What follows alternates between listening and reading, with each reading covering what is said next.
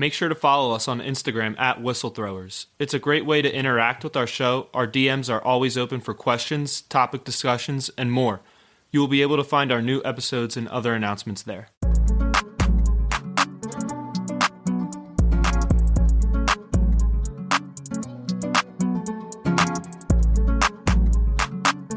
Thanks for tuning into the Whistlethrowers podcast. This is Jack Mobarek back with Jack Slaymaker, and we got another guest this time. Aiden's still on vacation. We got Paul Sexaur. He works for Vortex Sports Cards. You want to tell us a little bit about that? Yes. Where should I start? Basically, we run a company where it's like a breaking company. It's kind of like you take, for example, like 3 boxes of cards that cost like $100, divide it up in like the 8 NFL divisions or the 32 teams or whatever you want to do. And you pay a spot, and then you get whatever cards for like that division. So like that's kind of like the basics of how it works and like how our company runs. We stream on TikTok, Twitch, and we have a YouTube channel. We have a Instagram handle as well. We're trying to get like everywhere pretty much. So how did you first get into this business? Like where did this come from? So Andrew Caroselli, do you guys know Andrew? Yeah, I'm familiar with him. Yeah, so after high school when COVID happened and stuff, he started making like TikToks just for fun and started doing really well. And then a few months later, we'll be going into like freshman year of college. Like that time, he started like collecting sports cards and like got like a restock at the store. Like this is when they like started getting really big. And then he went live on Instagram and like opened them. People said, "I'll pay you to open these for me."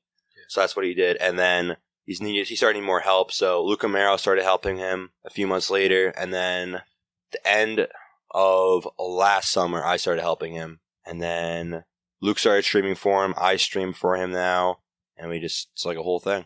Gotcha. Yeah, I was watching one of those pack openings like a few days ago, and like I noticed that like he was only looking for like rookie cards. Is that like all you guys like focus on, or? Yeah, the top rookies, their autographs, any just like for example, it doesn't even have to be like any rookie card. There's different years. Like you go like back to 2017, like let's say 2018, like Luka Doncic rated rookies, like for basketball, like that's like huge. Like getting anything Luka's big, anything Giannis, and then for football, and getting anything Mahomes, Josh Allen, Herbert, Burrow, those kind of like rookie cards are like worth a lot. And then basically like what's getting worth a lot more is like numbered cards. Like they number cards so you like don't overprint them, because a little while ago back in like the 90s there was like the junk era of sports cards and stuff, and like everything was getting overprinted. So you would think a Shaquille O'Neal rookie card would be worth a good amount, but it's really not, because there's so many of them that have been printed. Unlike Mickey Mantle rookie cards, like the most expensive card, they didn't print a whole lot of them, so they're worth a lot more. I used to be into like the old time baseball cards. They're still like very rare and valuable. Those old ones. Yeah. I used to like the Honus Wagner card. You know which one I'm talking about? Yeah. That one. That's big. Yeah, I remember reading about that when I was younger.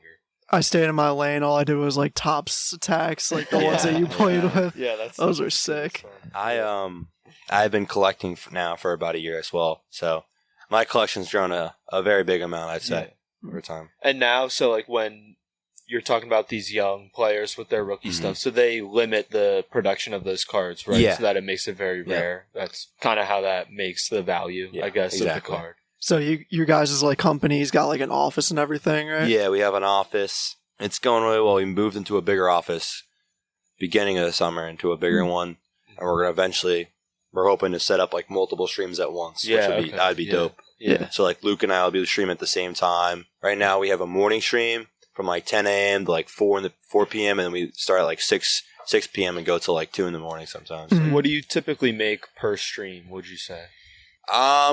Does it vary really between depends. platform too? Yeah, it depends. I hope the IRS isn't watching.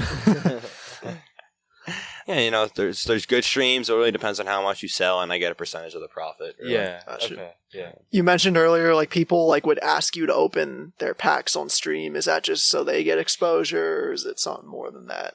It's really, some people just buy packs just to collect. There's a lot of people who spend thousands of dollars as like a gambling way of doing it. There's people who spend sports cards as like a gamble.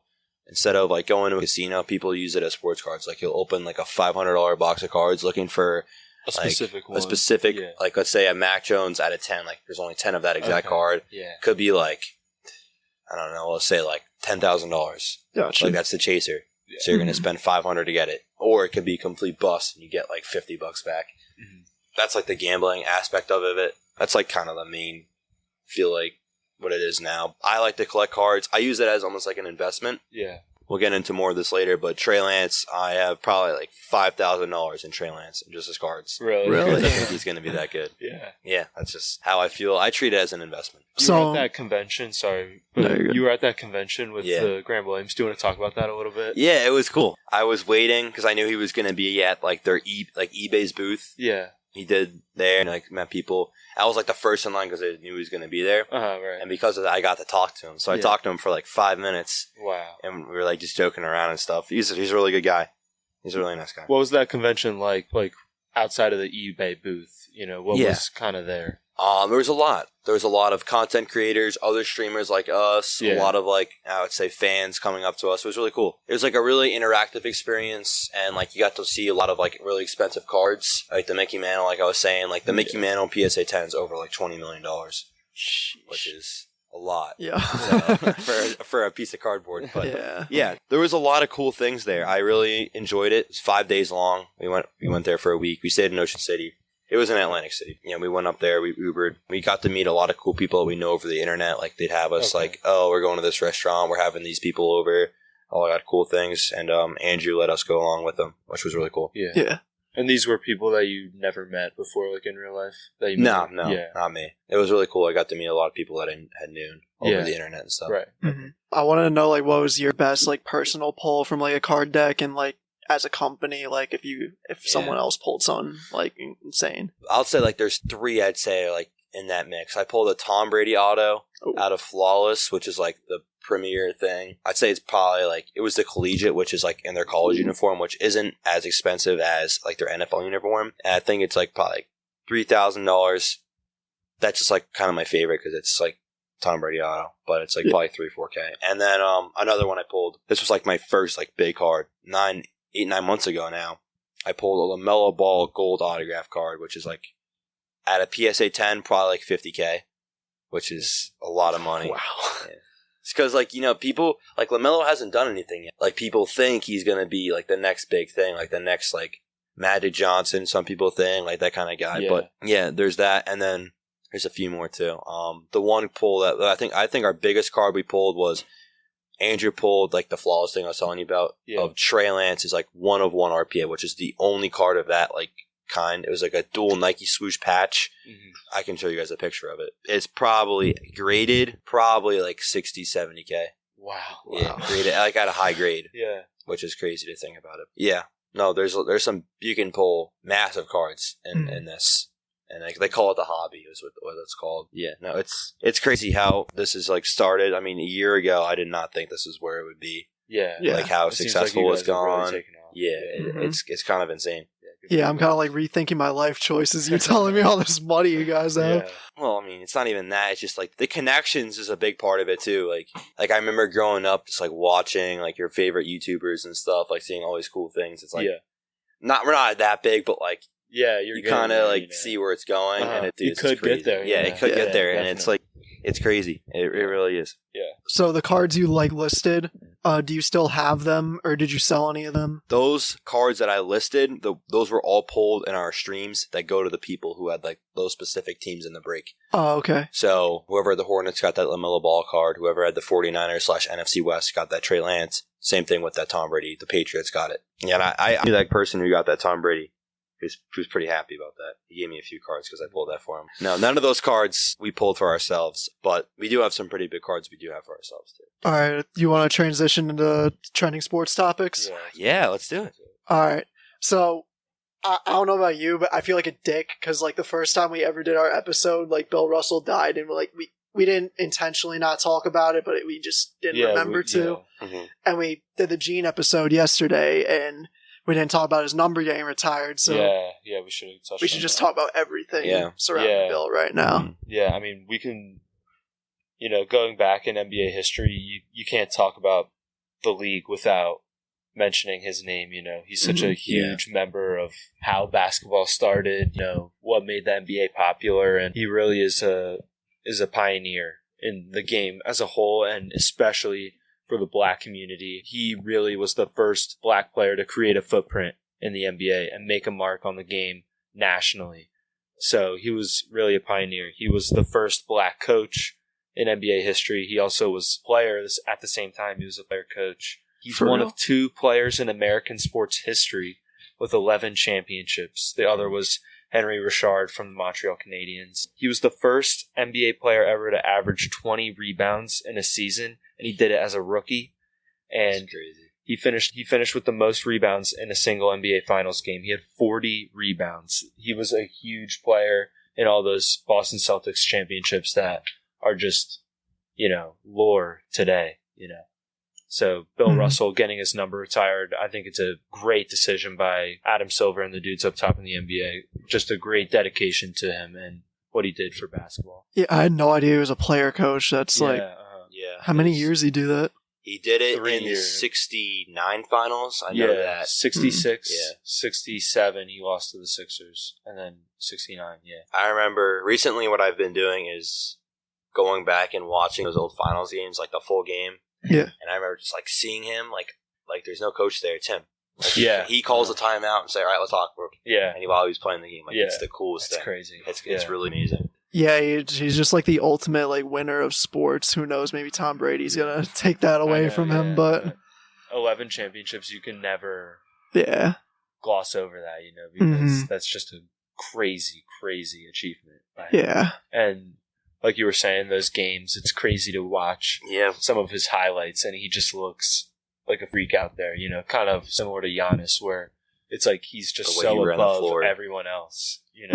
No one could compete with him. No one was his size and that athletic. He could jump out of the gym. Back then, no one could compete with Wilt Chamberlain, but Bill Russell was one of those dudes. He was the Wilt stopper. I mean, he was really the only one who could stop Wilt. And he's the reason Wilt never won a championship back then in the 60s. So he never won a championship in his career. I think he ended up winning with the Lakers in the 70s, but I don't think he won any in the 60s. Yeah, through the 60s, they would always beat us. All right, so let's transition to the Celtics. I want to start with Paul because he's a really big New England fan. So do you think they could go back to the finals? Yeah, I have us going back. I have us winning it. I just hope that, obviously, for one, we don't trade Jaylen Brown for Kevin Durant because I think that would screw everything up what we have going right now. 100%. I think we had a great offseason going out and getting Malcolm Brogdon, adding Danilo Gallinari, 2 really good pieces. I don't know what we're going to do with Brogdon exactly. There's rumors we're going to bring him off the bench. I think he would be a good starting point guard for us. Nothing against Smart, obviously. He kind of got us to the finals as our point guard. Oh, yeah. Kyrie didn't do it. Kemba didn't do it. He's the one who did it. And IT as well. I think Brogdon would be better as the true point guard. And another thing we needed, we didn't really have a consistent third scoring option, and I feel like he's kind of that guy. Yeah. And plus, Gallinari give you 9-10 points off the bench. I think it's interesting that you listed Kyrie Irving didn't do it, Kemba didn't do it, and I just think it speaks to Marcus Smart knowing his role and not trying to do too much. And I feel like the other 2 did in the past, and that's kind of mainly Kyrie. He kind of, I don't know what he did with you guys, but Kemba just couldn't stay healthy. Really. Yeah. But I think that team would have won the championship if they stayed fully healthy. When 100%. Hayward got hurt and Kemba got hurt that in the bubble, I think that was our year too. Yeah, I think the East is currently a 2-team race. I think it's either you guys or the Bucks. Mm-hmm. It's literally a coin toss in my eyes, but you guys made way better moves than the Bucks did in the off season. So I think the Bucks kind of faded off because I think that in that 2021 season, their bench was so key for them, and they outplayed themselves. I think a lot of those role players. So I don't think it's possible for them to keep up that production that carried them to a championship.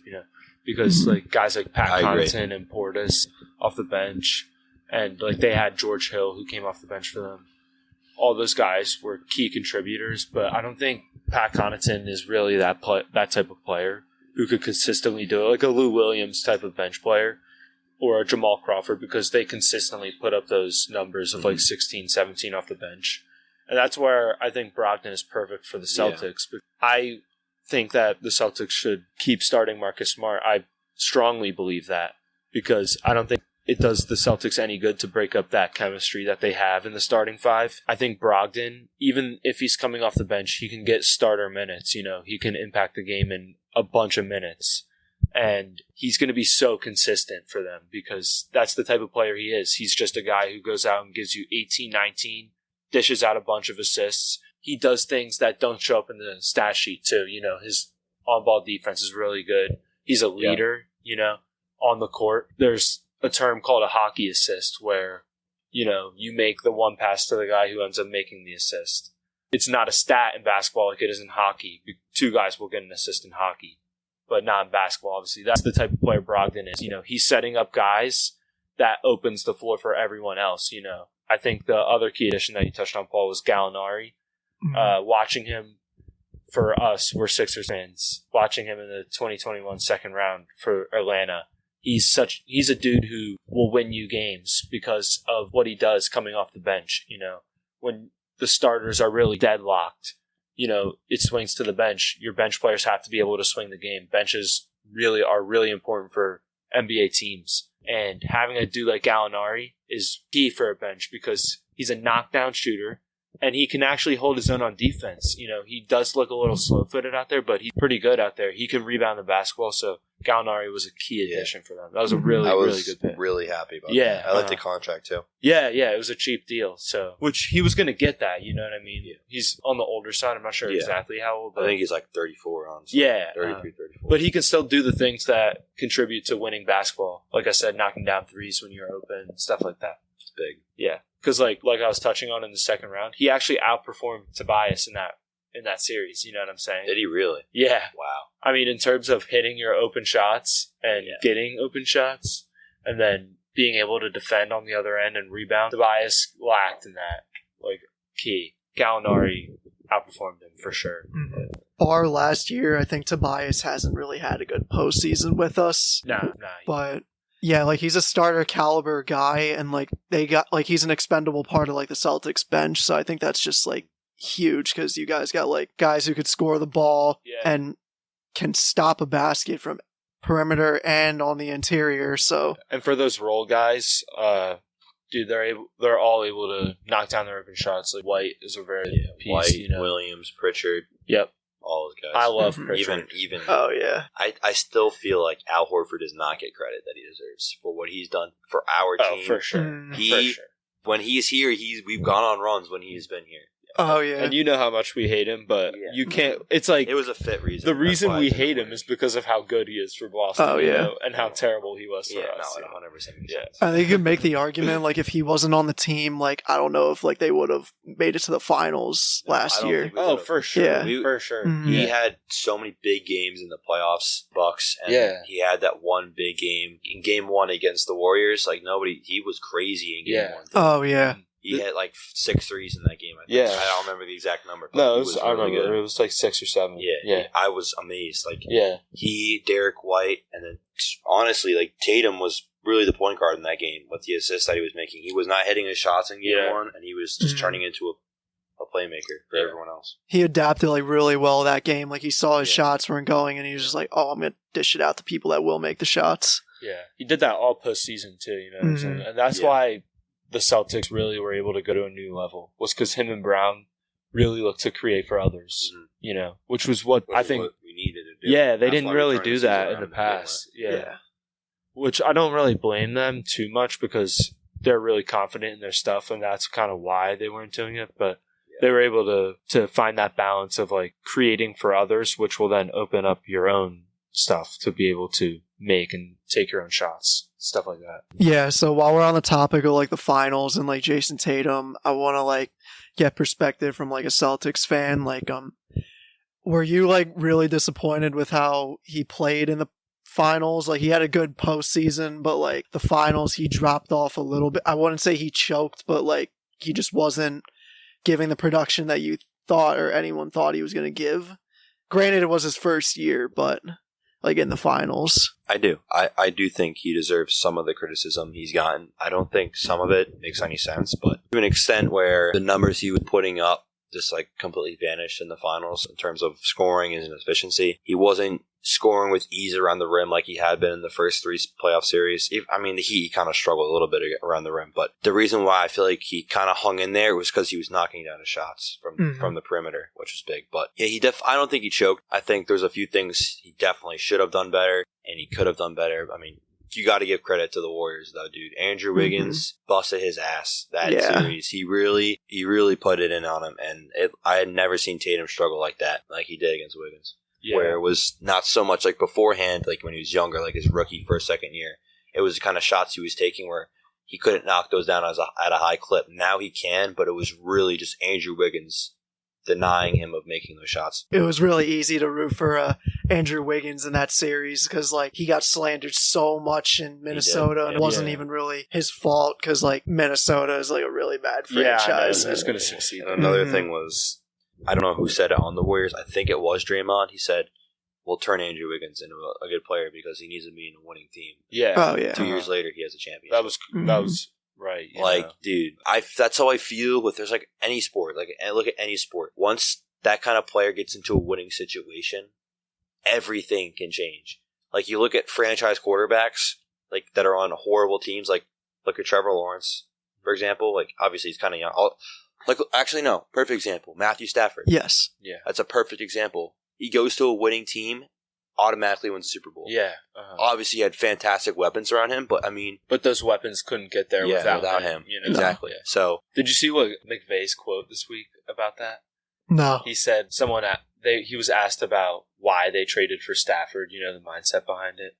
And he said something along the lines of, we could sit back and be content with winning 11, 12 games and losing in the divisional round and say, oh, everything's fine. Or we could let our nuts hang and go get our guy and go win a MF Super Bowl or World Championship. And I mean, that says everything about why they are the champions. You know, they really had that dog mentality. It gets thrown around a lot today, but that's what they had, you know. They went out and got the guy that pushed them over the top, and then they put in the work, you know, and they kept grinding. You know, they could have folded over a lot during the season. They didn't have a dominant regular season by any stretch, you know. And then they went into the playoffs. They won a couple road games. That's really why they got to where they ended up getting to. And another example for a QB, with what we were talking about, like getting into a winning situation, would be like Ryan Tannehill. Oh, yeah. All those Ryan years Tannehill, in Miami. guy. Yeah. Mm-hmm. And then he gets to Tennessee, which they were coming up on the rise, you know, and then he has good players around him. And his stats say that he's better than he really is. You know what I mean? Mm-hmm. Like, I think that the play around him inflates him, you know? Yeah, I really don't think he's that good. Yeah. No, he isn't. He really showed his true self. Yeah, he's really not that good. Yeah. But I see your point. But one thing is, I saw this on TikTok the other day. Matthew Stafford, like Calvin Johnson's like really good that 1 year that he had where he broke the record. Mm-hmm. Like Cooper Kupp just did the same thing. Yeah. He did not do that with Goff, I can tell you that. Yeah. No, like Taryn Cooper Kupp, it's arguably the best receiver in the league. Yeah, I mean, that was a top 10 receiving year in history.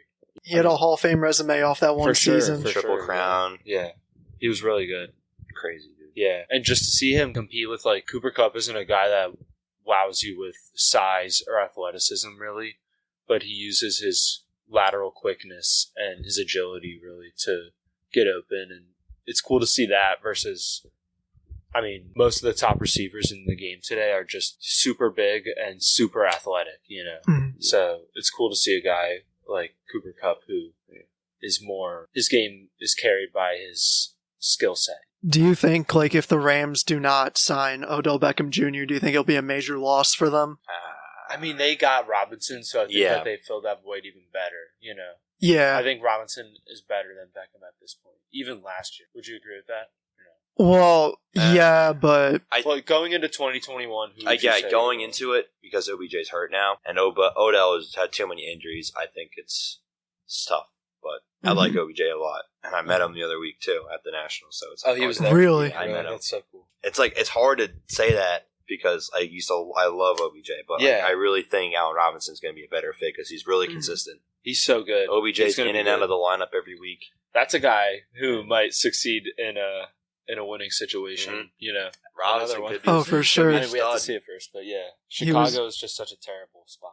They did him so dirty, too. They didn't even look at him. And now they're doing Roquan Smith dirty. Yep. Oh, yeah. What's the deal with that? I heard he wants out. He wants out, They're not giving him the money he deserves, and he has... Fields. like they have the cap space and everything. Like there's no reason for them not to pay him. And it's really messed up because, like, I think Fields is, like, a great player. Like, if he was on, like, the 49ers, a great example. Yeah, same thing with, like, the Patriots Fields, and, like... Oh, yeah.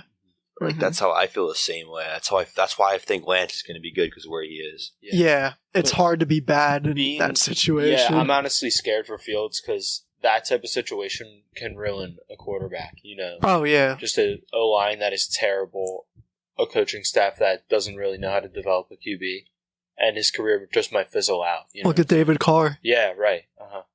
David Carr's a perfect example. Yeah. Or even guys like, dude, you could probably rattle off 20 quarterbacks that had that, you know what I'm saying? Mm-hmm. Like, Darnold, honestly, Darnold. Darnold. Yeah. Because he had talent. I mean, all these dudes have same talent. thing could happen with Wilson. Yeah. Could happen to both of them. Yeah. I think Doug Peterson is huge for...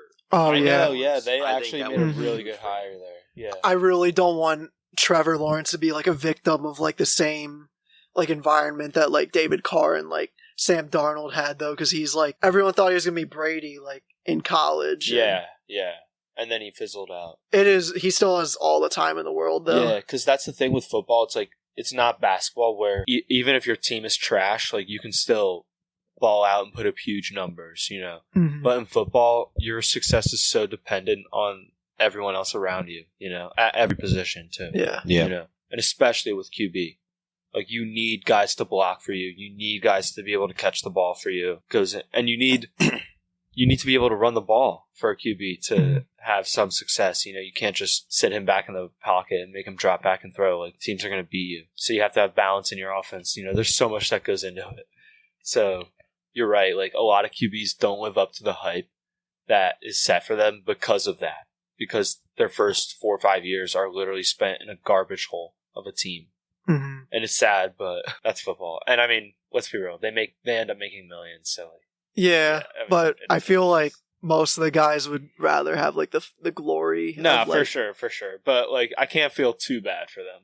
Yeah, they still do make multi-millions. Jacksonville did do a really good job of getting like underrated receivers. Like they got Cedric Wilson. Even though they overpaid for Kirk, I think that they still upgraded the room a little bit better. You know, I think they got a little bit better. Good. I think Laviska Shenault can have like better year for sure. Yeah, I think that people set too high expectations for him, but I think that he can fit a smaller role better. You know, like you've seen with Nelson Aguilar when he was a rookie and in his second year, the role was too big for him. And then we got Jeffrey, Torrey Smith, Zach Ertz blew up, and all of a sudden Aguilar's role was super small. You know, but he got targets because the other guys were covered.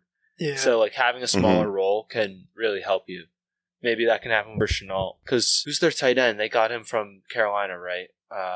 Dan Arnold, I think? Yeah, he's Dan pretty Arnold. good. Like, he's a solid player. I think that he can be one of the tight ends, not like a Kelsey or Kittle, where he's a huge run-after-catch guy, but just a reliable target. You know, he can sit in zones and get open.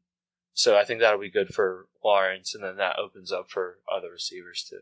Yeah. While we're on the topic of Lawrence, I want to get everyone's input on who they think their sophomore QB class. Who do you think will have the biggest leap? Yeah. Why don't you start? Because we agreed on this QB. Yeah, me and Slay agreed on Zach Wilson. I'm not really going off of like a talent standpoint. I'm just like looking at his numbers right now. He had 9 touchdowns, 11 interceptions on a 69.7 rating. And he's got like, he set the bar like really low. Like he has so much that he can improve on. And like, we don't remember that like the Jets had like arguably the best draft of this year. Yeah.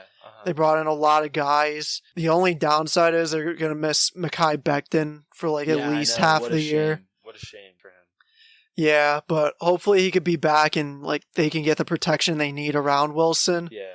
And he could have a bounce back year. But I don't think he'll have the best sophomore season, but I feel like he could have the biggest leap among the other guys. Yeah, I agree. I agreed with that. I was just looking around at his weapon, and the skill position guys that they have are actually like pretty good. You know, I'm looking at receiver, and Elijah Moore showed that he can play. Mm-hmm. Garrett Wilson that they just drafted, he's a good receiver. Braxton Berrios, he's underrated too. A little slot guy who's got really good speed. At running back, they have Michael Carter, who they drafted from North Carolina. Really good player who's going to have a breakout year. They drafted Breece Hall in the second round from Iowa State. Very good player.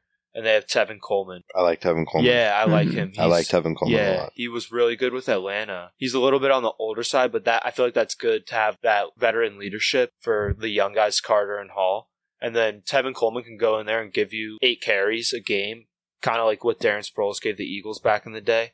And he can just be a guy who runs between the tackles and gets you 4 or 5 yards. And then at tight end, they got Uzama from Cincinnati. That was a good pickup, Oh, yeah. Like I was saying about Dan Arnold. He's like a possession guy. He will get you reliable targets, And then they also got Tyler Conklin from Minnesota.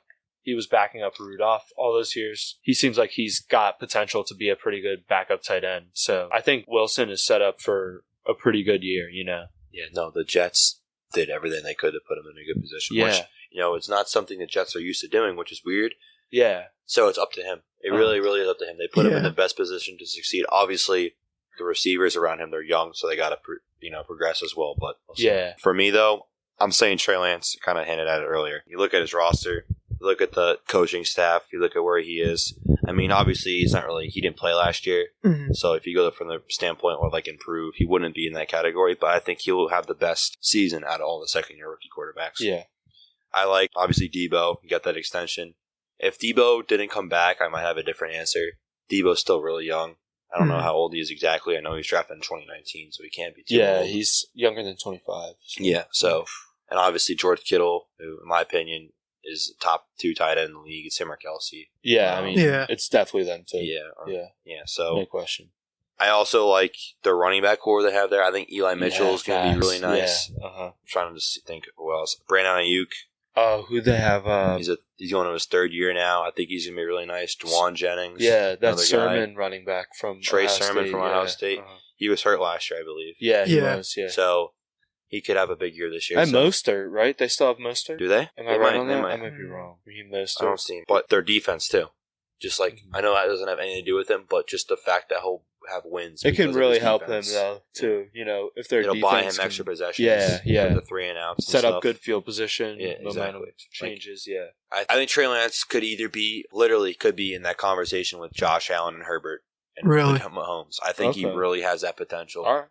But it's a hot take, obviously. Yeah. Oh, yeah, that's ambitious. We haven't seen anything from him yet. I'm just going off of where he's positioned. Yeah. Okay. Because you look at Mahomes. Mahomes had Kelsey and he had Tyreek Hill. And then he flourished. Mm-hmm. And Lance has Debo Samuel and George Kittle. Yep. I'm looking at that. It makes so much sense to me. Okay, yeah. And I can understand that. Obviously, it's a very bold take, but I believe in it hard. And it's you just got to be able to get it into their hands, and they're going to add so many yards. Yeah, and he can run. Yeah, hella fast. Yeah, mm-hmm. He's versatile. I feel like that's the new age of quarterbacks too, guys. But there is still an art and beauty to the pocket QB. Yeah, like an old Brady. I feel like that's Mac Jones. Yeah, no, I think Mac's going to be good. I'm not. Yeah. I love Mac, obviously, but his ceiling is not nearly as what the other 4 quarterbacks' ceiling is. I feel like that's true. But his floor is the highest. Yeah, easily. Oh my god, he's definitely going to be a few-time Pro Bowler for sure. Yeah, because he's just going to be reliable for them. He'll be our quarterback for at least 7-8 years. At least. Mm-hmm. And I'm not saying this as a diss, but I think we've seen what he is capable of being, and honestly, I don't know how much higher he can compete at with his play style. He was good last year. He was really good. Keeps that up, he can. He was a top 15-ish quarterback. Very reliable. He's top 15. He's in the top half of the quarterbacks. Yeah, he was one of the most accurate too, right? Yeah. And I said that yesterday. Winning a Super Bowl, if you have a top 15 quarterback, if you put the pieces around you, you can win a Super Bowl. Yeah. So defense is there. Another thing is people don't give Mac Jones credit for this. He doesn't have a wide receiver 1. His wide receiver 1 was Kendrick Bourne, and who's a decent player, but not a wide receiver. Really good player. Yeah. He's when he was on the Niners, he was their wide receiver 3. Yeah, right. So what do you want him to do? Uh-huh. And the fact that we went 10-7, I know we got bounced in the first round, but what are you going to do? You got a tough game against Buffalo. Yeah. So the Bills. I think the Bills are my Super this year, but that's what I'm thinking too. But who knows? But Trey Lance is my pick. Yeah. So we actually got another fan take. This is a second take. Another close friend of ours, Brennan Brady. He wants to hear if we think that if the Warriors can repeat as 2-time champions again. Definitely. I'm 100%. I'm a huge Curry guy, so I think if you have Curry playing at the level that we know Curry is capable of playing at, you definitely have a shot. You know what I'm saying? Oh, absolutely. 100%. Yeah. I think they definitely, at the bare minimum, go back to the Western Conference Finals, dude. That's what I'm thinking too. This is what people, they have a chance to be good for another 10 years because I think Jordan Poole is overrated, but that's not what I'm about to say. I like Jonathan Kuminga a lot. Yeah. People were really starting to talk about him. Like, he has all-star potential, right there.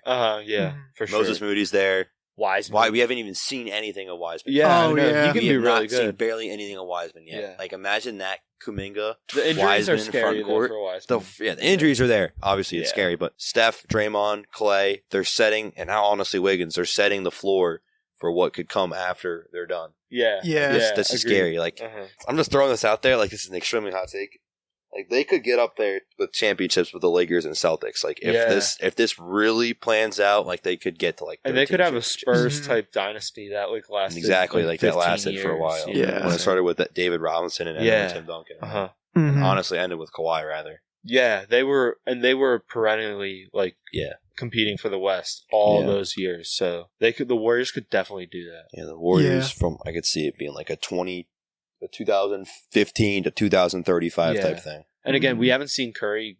He hasn't hit the other side of the mountain yet. No, he's still in his prime. Yeah, he had one of his best years last year too. Right, yeah. Top three. You guys think top three still right? I'd say Steph's still in top the three. Or in the league right now. He's top 100%. Yeah, I think it's Giannis as a lock, and then Steph is two for me.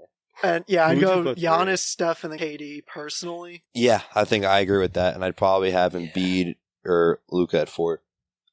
Or I think I would have Luka 4 and Embiid 5. Yeah, I think I agree with that. For me, because I think it says something that Luka has the playoff success to his name. Yeah, now he has that. Yeah, and I think that pushes him over Embiid because as much as I love Embiid, you haven't been out of the second round. Yeah, so you need to do that before I put you top 3 even.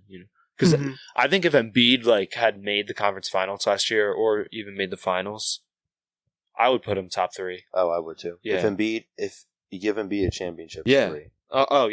He's over KD. But when I look at the Western Conference, I think the Clippers are gonna resurge, and I think my conference finals matchup will be the Warriors and the Clippers. I agree with that. Them at their best, I don't think the Clippers could ever beat the Warriors. So the Warriors are 100% a lock for me making the finals again at least. Okay, but I think whoever comes out of the East this year will dethrone them. Yeah.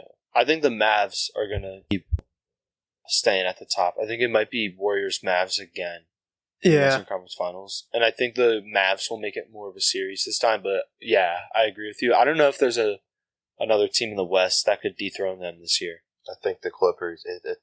Honestly, Clippers are a pretty good pick. The Clippers will tell us a lot because of Kawhi coming back. Yeah, we'll see about Denver too. I mean, Denver's getting people back. Coming back. That's going to be pretty scary too. I mean, there's people saying Minnesota, but that's no, that's not going to happen, dude. There's no 6. way. I'll give them the 6. I give them 50 wins at most. 52 wins at most. Mm-hmm. And I give them a 5 or 6 seed. Yeah, 5 maybe. I say they go 47 and 35.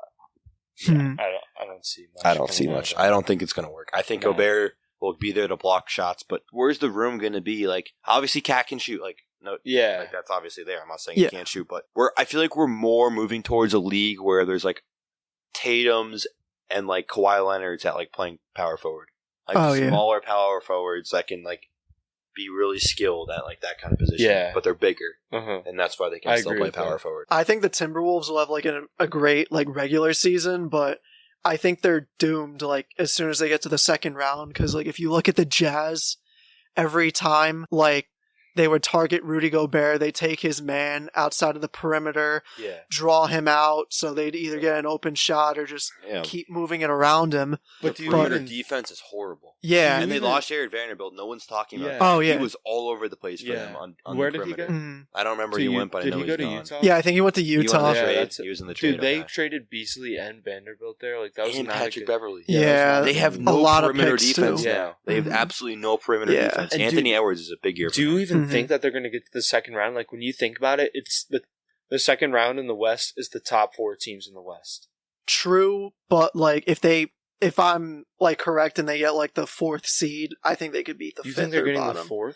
Well, No. I think they're gonna have a really impressive regular season, but like I don't think the so. point I was getting at is like they'll do great up until they start targeting Gobert, and like the defense is so I much see what you worse mean. on Minnesota than it was on Utah. Like the guys were really late to switch off and that give help defense to Rudy. And it's Yeah. going to be even worse with the Timberwolves. Yeah. Like way worse. They're a way worse defensive team. Yeah. Cat can't defend. D'Angelo Russell can't defend. Yeah. They lost Edwards Vanderbilt. is not a very good defender. No, I they're think he has all a ceiling. offense. I think he has a ceiling to be a good defender. Not like a BPOY or Yeah. defensive team kind of guy, but I think he can be like a solid Edwards? defender. Yeah. Mhm. It's just, he's going to need to be because dude's going to play perimeter defense for them. I know, Yeah. yeah. Like, They're who's gonna going to be give the up a guy lot that of matches points. up with the other team's best player? Who's it going to be? If I it's have not no a center, idea. they're Like, screwed. Right, yeah, I have don't no know. idea. And even if it's a center, I mean, think about the dominant centers. It's Embiid, Jokic. Yeah, he's probably going Who to face is Gobert? Jokic. Is Gobert matching up on them? Because Embiid and Jokic will eat him alive. Yeah. Oh my God. If the Nuggets and Timberwolves play in the Western Conference Finals, I honestly see that as a sweep. Or Oh, not, yeah. not even the Western Conference Finals, like any Yeah. series. I see that as a sweep for Yeah. the Nuggets because maybe they get one game, but like Mm-hmm. Jokic is just going to pick that apart. He's going Yeah. to abuse him on the perimeter. Yeah. This is who I think will finish over Minnesota. Warriors, Nuggets, Suns, Mavericks, Clippers. You don't have Clippers in the top 4? That wasn't in order. These Yeah, are no, just you like didn't I'm list rattling off. teams. Gotcha. New Orleans, I think, will finish over them. Yeah. Memphis. So that's already 7 teams. I think that's going to finish over Minnesota. I have Timberwolves finishing 6 or 7. No more than 6. Yeah, They'll probably be 7 when Yeah. they play on game again. That's probably what they'll do. Yeah. I don't see them being good.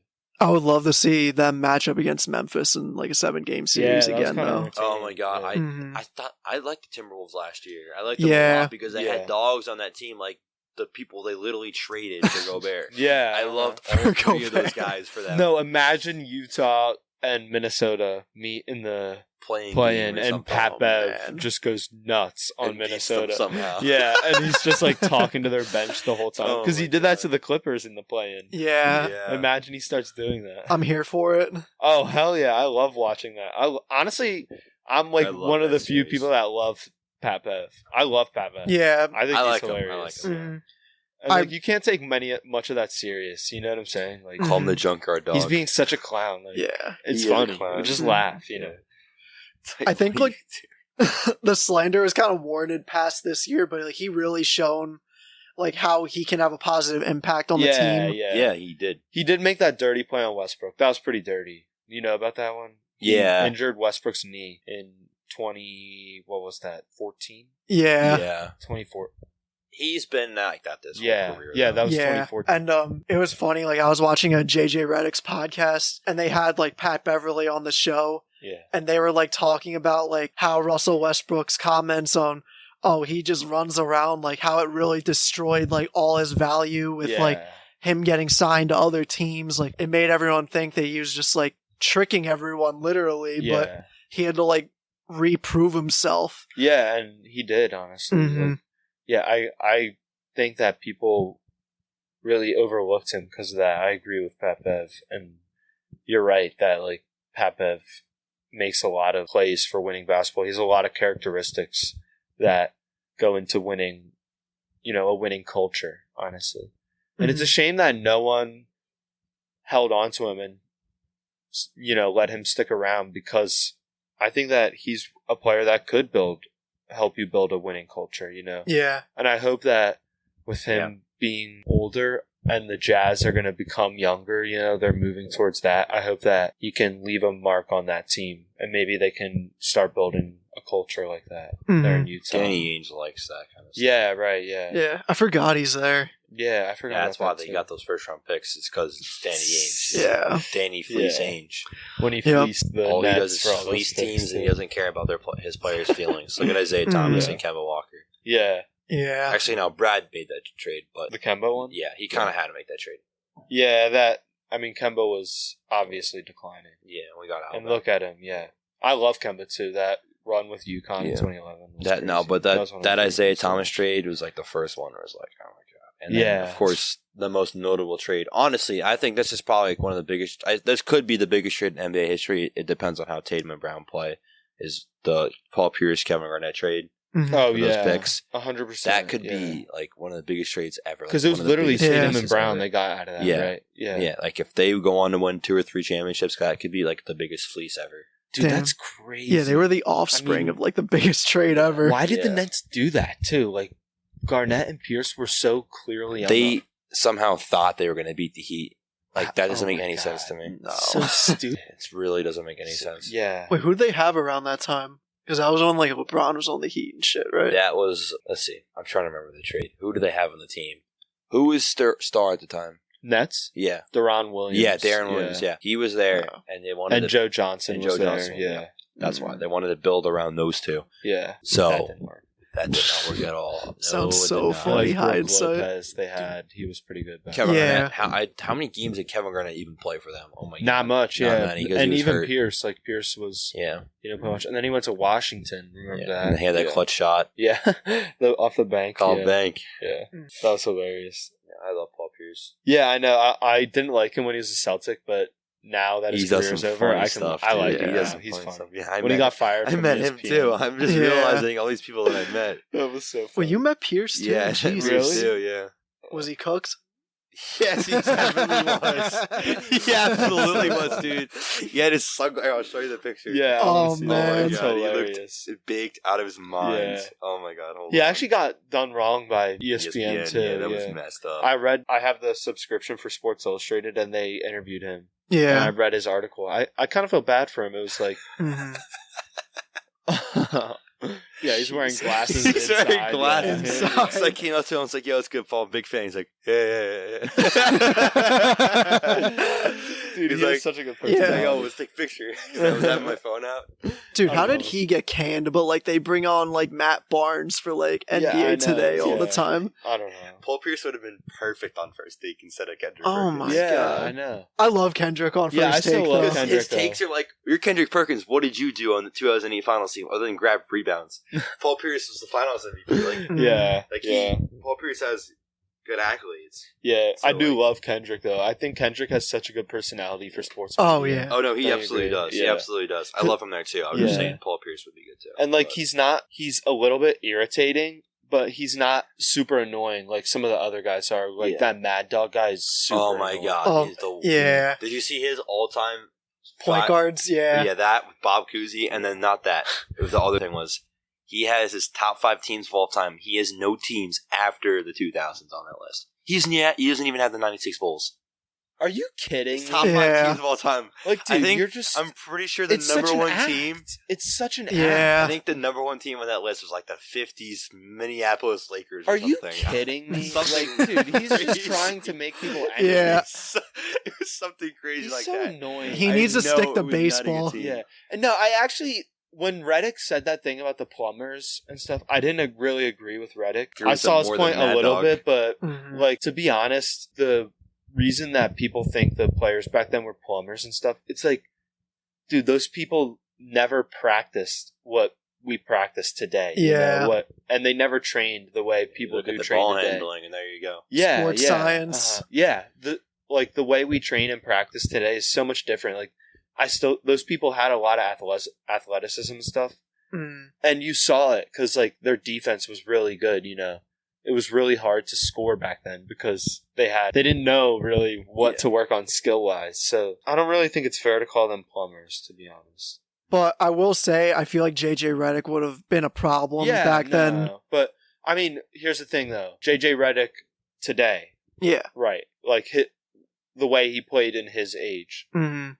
But if he grew up back then, I'm saying, like, the way he would have been brought up through basketball, he probably would have just been a regular dude, too. You know what I'm saying? And not a regular guy like the average guy. He would have been in the NBA, you know? It's kind of sad because I feel like he even said this, like he felt like he came into the league like 7 years too early because like his play style wasn't really appreciated. Yeah, Because a like little bit. if like he was under the same timeline as like Duncan Robinson, his career would have panned out like way Yeah, better. He would I have can way agree with more that. success. Yeah, and that's saying a lot, too, because Redick did have a very successful career. Oh yeah. You know, for so, what he did. Yeah. So I do kind of agree with him, but at the same time, like Redick wasn't a ball handler in that type of sense. And like just a pick and roll. Yeah, look at dudes like Jimmer Fredette. Like Fredette didn't translate to the NBA because he was a little bit too small. So I think Redick got the most out of his NBA career, to be honest. Yeah. From his height, like it's actually kind of a miracle he played that long and was able to do what he did.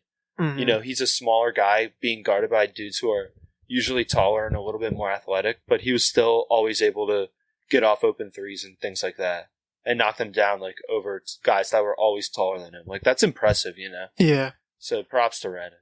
And we'll always love him in Philadelphia. He should have stayed. He knows he should have stayed. Shame, Everyone knows he should have stayed. Dude, if we could have kept that. Where did he go? He went to the Pelicans afterward. And then, after 2020, Yeah, he didn't stay there long, and then he went to somewhere else, I think. He went to Dallas. He had one more good year left in him for you guys. I know, yeah. And if we could, that's what I'm saying. Like if we could have kept him, Butler, it would have been... That's like I understand how frustrating that is for you guys. It makes me want to rip my hair out. We would have had a championship. That was a championship team, dude. Oh, without a doubt. That was the best. If that Kawhi shot didn't go in, I think we were winning it. Oh, I think we would have won overtime and we would have won the championship. That's the one take that you guys have at all your entire fan base that I actually agree with it because it's so frustrating. The Bucks were not beating that, dude. Yeah, I don't think they were ready. I don't think they were ready. Weren't ready yet. We were. They weren't ready for that. Like, the Raptors were ready too, but you were overall a better team than the Raptors. Yeah, I kind of agree. They definitely outplayed you guys, but you guys were a better team. And if the Warriors weren't injured, we wouldn't have won. But if the Warriors injuries still happened, we would have. We still would have beat them the way the Raptors did. Yeah, and like not taking away from the Raptors because injuries are a part of the season. You know, that's a part of every team. Yeah. Everyone has to deal with injuries. Everyone's at risk of injury. So just because the Warriors were injured doesn't make the Raptors finals run. Like, no, not at all. Like the term is Mickey Mouse. I hate that. I hate it. To some people as a joking way, but it's kind of stupid. Yeah. It really is. Like, no, if people actually use that in a real an argument, like if you're having a terrible debate and you brought that up, I agree. I agree. I'm like, all right, I'm not talking to you. And I feel like I'm always such a pessimist with like the Sixers on this show, but like I feel like that team that we had, like the 5-bounce team, was the best team we were gonna have with this era. No, for sure. And that was the best team we've had since like 01. Yeah, it's just we're never gonna get that with Embiid. Team that didn't get out of the second round is our best team since 01. And the team from 01 didn't win a championship. No. Honestly, Iverson dropping 48 and winning game 1 was the championship for me. Because, that team did not... That Lakers team didn't even lose a game that playoffs. Except for that game 1 to Iverson. Think about that. Oh my god. Iverson's the GOAT. That might be... nothing against the 80s Lakers, but I think Shaq and Kobe. No, that team was different. That team was straight different. Yeah. Those two together was different. Yeah. I wonder, like, if their egos didn't clash, like how long they could have played and how long they could have just won straight championships. For Shaq, that's not the biggest what if for him. What if he could have put his ego aside with Penny and stayed with that Magic team? Snap! Yeah. He's played with a lot of good guards, dude. He's played with a lot of good guards. Yeah, dude. D Wade in 06 averaged 30 plus in the finals. That was legit. Dude, that was a legit. I say this a lot. Shaq stays with the Lakers and doesn't go to the Heat. That could affect a lot of stuff because D Wade doesn't have that ring. Yeah. D Wade might have left the Heat. LeBron may have never gone to Miami. Yeah. That affect a lot of this. Like Shaq's decision and LeBron's decision and KD's decision. Those are the three most superstar decisions over the last 20 years that have affected sports the most. I feel like KD's or the decision, NBA rather. That has changed everything. Everything. That changed a lot. LeBron's and now Shaq's too. Yeah. And honestly, you could make the argument if KD didn't go there, that Harden would have a ring. And where would we be talking about Harden? Yeah. Because his 2018 teams were always that they were just so short. They just could not get over the Warriors hump. Yeah. And who could? I mean, LeBron, LeBron was the only guy who could get over the Warriors hump. You know, that's what Harden always ran into. I mean, he didn't lose to the Spurs that one year. It was mainly hitting the Warriors. That was Westbrook year, 2017. Right? No. The one where Manu blocked his shot. Oh, that was... That was 20... Was that 15? No, dude. That was 2016 second round. And then the Spurs went to play the Warriors in the Western Conference Finals, and what's that dude's name? Zaza Pachulia slid his foot into Kawhi. That was 2017. That's when he hurt his calf. I'm pretty sure that was 2017. Oh, yeah, because Durant was on that. Yeah. It was 2017. Yeah, that's what I thought. Uh-huh. That was the Rockets and Spurs played another time, though, so you are right about that. That wasn't the only time they played in the playoffs. I'm pretty sure they played another time. But it was before that, I think. Yeah, no, you're right. Because then 2018, that was that Western Conference Finals that went to 7 between Rockets. When CP3 got hurt. If CP3 doesn't get hurt, they win. Right, yeah. That's what I mean. Dude, you think they could beat LeBron that year? That would have been crazy. That would have been because LeBron was. That would have been a good ass dropped series. 50. LeBron versus Harden and CP3. Yeah. That would have been nice. Oh man, that would have been nice. Dude, LeBron would have gone. That's one thing. I think LeBron might have averaged like 40 in that series. Yeah, dead ass. Mm-hmm. I think he might have. Yeah. I think like the mental 2018 LeBron is prime LeBron in my opinion. You know, that would have gone more than 4 games if he had more than 4 games in that finals. Oh my god, that would have. Yeah. Game 1 still bothers me. Mm-hmm. J.R. Smith, dude. It's gonna be a meme forever. Yeah. Oh sitting yeah, right here watching could have that. made the free throw. Like if you literally just made the free throw. Even that with like the Ben. I don't want to keep bringing it up. But, like, bad memories. Literally, if Thibault just made both the free throws, like no one would have remembered. Like I think everyone would. Simmons might still be a Sixer right now if that wasn't the case. Yeah, I don't know about that. I mean, dude, that's actually crazy to think about. Like, what if we won that Game 7 against the Hawks with Simmons passing up the dunk? I don't think you beat the Bucks that series. Yeah. I think you beat them. No, he would have lost. I think you beat them in 2019, but not that happened? year. You know, like I agree, we would have lost to the Bucks. Same thing with KD. Sure. If he had a 1 inch shorter shoe. Yeah. Oh like, yeah. And dude, they could have won that game. There's so many things. Yeah. I know he had room in that foot too. Like it wasn't a tight fit. Yeah. All right, I got like 2 really quick takes for you. Because you're a Boston fan. Yeah. So what did you think about the Patriots like off season? Disappointment. Extreme disappointment. Yeah, I was looking up articles. That's what I've been reading. Yeah. What bothers me the most, like we were saying earlier, the Jets off season was perfect. The Bills went out, got Von Miller. Dolphins went out, got Tyreek Hill. Patriots went out and did nothing. Yeah. Did nothing. Literally. The sharing of duties, like with play calling and all that, scare you? That's one thing. I hope that doesn't screw up Mac's development at all. I hope not to. Yeah, because we don't even know who's running our offense. Matt Patricia was our defensive coordinator in the dynasty days, like 5-6 years ago. He might be our offensive coordinator. Yeah, like what? That doesn't make any sense. But like, there's a few things I do like. I like obviously having Mac Jones. I think Ramondre Stevenson and Damian Harris are 2 really good running backs. Yeah, I think we have 3 good receivers, and Devontae Parker, Kendrick Bourne, and Jacoby Myers. They're just 3 good receivers. Yeah. We don't have a 1. Thornton will be good. Yeah, too. I call him Tyreek Hill because he's fast. I think they overdrafted him a little bit, but I don't think it'll matter. I think he's going to be good. That's the thing with football. There's so many rounds. Yeah, right. The one thing, Cole Strange pick pisses me off still. He looked good yesterday. He was holding his own. I've heard he's had like a pretty decent camp. Yeah, he's done solid is what I've heard and what I saw in preseason yesterday. But what is it? Yeah, no, I'm disappointed. We definitely could have done some things. Hopefully next offseason we do some bigger stuff. If we can, I'm not expecting anything more than 10 games. That's at like the peak. I say 10 games at most we win. Okay. Where do you think I think we go like 8 and 9.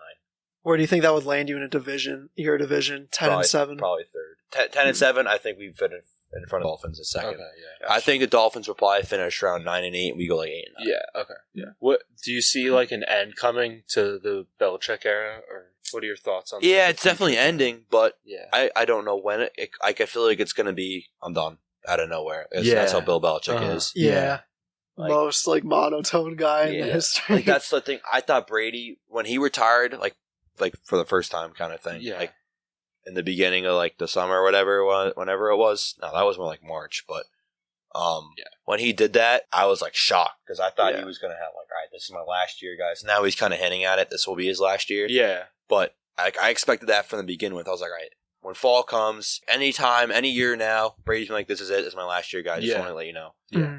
Belichick is just going to hang it up out of nowhere. I already know that's how it's going to go down. Mm-hmm. Yeah, just a random It's night. not going to be like Coach K, like, this is my last year. He's 100. Yeah, he's at 100. He's just going to end it. Terms. Yeah. He's just going to end it. And he doesn't want like a retirement. Yeah, like he doesn't want the publicity or anything like that. He doesn't want the goodbye tour like that David Ortiz had. Like, exactly. I respect those kind that. of stuff. I respect that. I respect it too, but like, would you want a retirement tour for him? For Bill Belichick? Yeah, kind of, because he's funny. Like, for a guy who's been so serious his whole career, could you joke around for one final year? Yeah. Like, a lot of people were saying maybe he ends up taking like the front office role and Josh McDaniels comes back. Okay. I honestly thought Josh McDaniels wasn't as good as people think. Yeah, I've heard not good things. Dude, oh my god. 3rd and 15 wide receiver screenplays. Yeah. He probably ran at least 100 of those last year. Ridiculous. Yeah. But then again, I'd probably rather have him than whatever direction we're going in now. Yeah. I don't know who's running the offense, but yeah. Mm. And lastly, thoughts on the Red Sox bullpen? There's a lot. Like, if you're telling me this 3 months ago, that was the only problem. Now we have a lot more problems, but really, what do you think is the biggest issue right now? it's still the bullpen. But besides bullpen, not paying Xander Bogaerts and Rafael Devers. Yeah, what's going to happen? Are you nervous about Devers going? I'm terrified. Really? I'm absolutely terrified. Would it be a trade? He's going to be the next Red Sox superstar. Yeah. If we hold on to him. They need to pay him. I think he's 25. Really? Yeah. Pay him. Wow. Pay him. If we don't pay him what he wants, I'm going to be pissed. Yeah. Because I can see letting he's Xander baby Bogaerts Ortiz. walk. That's what he is. He's a baby David Ortiz in my eyes. Yeah. And he can like play either corner, right? Yeah. He probably wouldn't play first. He'll probably end up being a DH down the road. Yeah. But you never know. I mean, because of injuries and stuff. But he's been good at third this year. I'd say he's still a below average defensive third baseman, but I'd say he's gotten a lot better. Yeah, him and Jose Ramirez. He does. They're very similar. Who? Jose Ramirez. Yeah, Jose Ramirez. Yeah, I love Ramirez. Yeah, Jose Ramirez and Rafael Devers are the best third basemen in the league. But no, Bogaerts. I hope we pay. If we don't pay Bogaerts, fine. But there's no reason why you don't pay Devers. Yeah, there's no reason. He has so much left to prove. He's hitting 320 right now. He was hitting 330 most of the year. He's kind of slowed down a little bit, but everyone does that. Yeah, especially when you're starting to lose games like we are. It only makes sense. Yeah, but no, he's going to be like in his prime for like 4 years in a row. He's going to be hitting 40 home runs, hitting 325. Yeah, dude gets walked a lot. Yeah, I've seen that. He never strikes out. He's a double machine. That's a guy you really want. A guy who is low strikeout numbers. Yeah. Like Jose Ramirez, another guy. He does not strike out, dude. Oh my god, he does not strike out. Yep. There's just, but yeah, no, the bullpen though. Oh my god, it just. I remember the Phillies too. Your bullpen was bad for a long time. And we got it locked down now. We got it. It's going now. Yeah. But no, our bullpen sucks. It's been a problem for a while and now. It's like sometimes your starters come out of the game with a lead, and you're like, please, and then then just blow it. Yep. Yeah. No. That's what happens. I mean, we're playing the Yankees right now. Let me check the score. I'm actually interested to see. I saw Judge homered again. Yeah, 45. Jeez. We're probably losing by like 6 runs. No, it's actually only 2-1. Okay, that's not bad. But that's what I mean. Like only 1 run. Like our offense is kind of dead. Phillies and Mets are tied going into the ninth too. 0-0. 1-1. Okay. Scherzer and Suarez had a duel. I hope we pay Devers. Yeah. I like Alex Verdugo a lot too. And I like him too. Another thing is, like, I'm not worried about the Red Sox going forward as long as they pay Devers. If they pay Devers, he's a cornerstone. Whatever happens for the next 2-3 years, we can go 50 and 112. Like I don't care. Yeah. Because I know Marcelo Meyer's on the come up. I like Jarren Duran a lot. I mean, he had that one bad play, but I like him a lot. We have a good core going forward, and guys in the minors and stuff. So I'm really excited. But we'll have to see. Yeah. Well, thanks for having us. This is actually our third location in 3 episodes, so we're just hopping everywhere. Yeah, thanks for coming on, and I'd love to have other people on from Vortex and bring you back and do a thing. Yeah, when we start ours up, we'll have you guys on. Oh, yeah, that's right. You were telling me when I first told you I was starting this, you're like, you showed me the podcast room. I'm like, this blows our shit out the water. Yeah, we still got to do a lot to do, and we're busy as hell. So it's going to take time, but no, we'll have you guys on, I'm sure. Yeah, for sure. Nice. Yeah. All right, so I think that'll do it for this episode. We'll catch you next week. Peace.